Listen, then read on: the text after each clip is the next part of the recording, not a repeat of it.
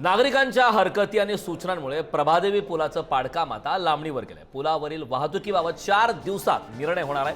15 एप्रिलपासून प्रभादेवी पूल बंद करण्याचा निर्णय लांबण्याची शक्यता आहे। प्रभादेवी पूल पाडू नये यासाठी आता महाराष्ट्र नवनिर्माण सेना मैदानात उतरले। लोकांचं पुनर्वसन करून पुढचा निर्णय घेण्याचं मनसेचं आवाहन आहे।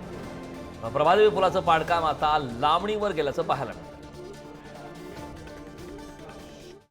अनेक नागरी समस्यासाठी त्याचबरोबर एल्फिस्टनचा ब्रिज जो तोडणार होता या संदर्भात आता मनसेने आता आंदोलन सुरू केलेलं आहे। आपण बघू शकतो अनेक जे मनसेचे कार्यकर्ते आहेत ते आता इंडिया बुल्स समोर उभे राहिले आहेत। आपल्यासोबत यशवंत किल्लेदार सर आहे। सर, काय सांगाल, आज आक्रमक तुम्ही पवित्रा घेतलाय?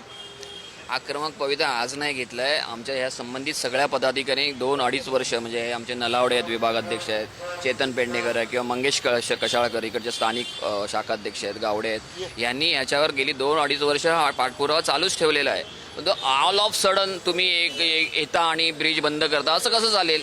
कारण ब्रिजच्या दुतर्फा ज्या बिल्डिंग्स आहे, इमारती आहेत, त्यांच्या पुनर्वसन व्हायला हवं, त्यांचं स्थलांतर व्हायला हवं। त्याच्या अगोदर तुम्ही ब्रिज बंद करणार असाल आणि पाडणार असाल तर त्याला काही लॉजिक आहे का?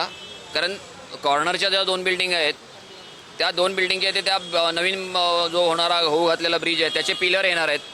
मग तुम्ही ब्रिज आधी का पाडताय? अगोदर त्यांचं पुनर्वसन करून त्या बाजूचा परिसर मोकळा करा आणि मग तुम्ही ब्रिजला हात घाला ना।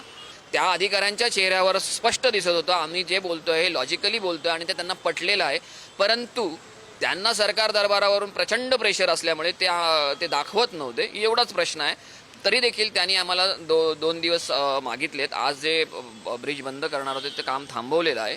2 दिवसात आमच्या ज्या काही ह्या भावना आहेत किंवा लोकांच्या ज्या काही हरकती आहेत याच्यावर आम्ही वरिष्ठांशी बैठक घेऊन याच्यावर आम्ही योग्य तो निर्णय घेऊ असं त्यांनी आम्हाला सांगितलेलं आहे। कॅमेरा पर्सन समीर सह मी पद्मेश पवार, पुढारी न्यूज, मुंबई।